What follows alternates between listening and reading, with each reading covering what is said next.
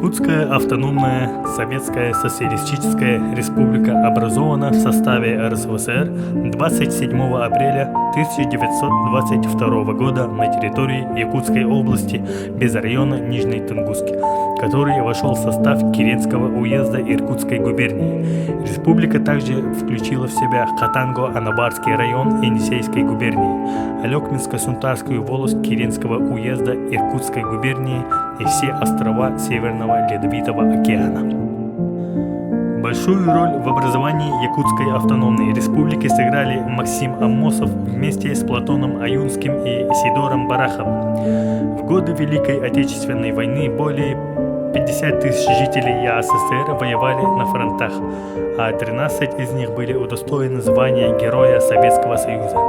Были также подразделения, укомплектованные преимущественно жителями республики. Ныне, например, одна из улиц Старой Руссы носит название в память о таком подразделении якутских стрелков. 27 сентября 1990 года Верховный Совет Якутской АССР объявил о преобразовании автономии в Якутскую Сахасоветскую Социалистическую Республику в составе РСФСР.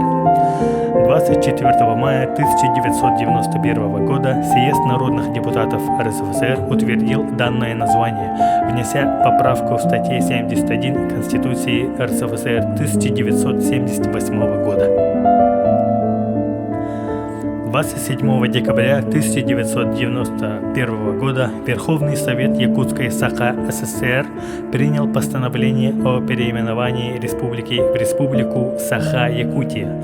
Законом от 21 апреля 1992 года Съезд народных депутатов Российской Федерации внес новое наименование республики в Российскую Конституцию.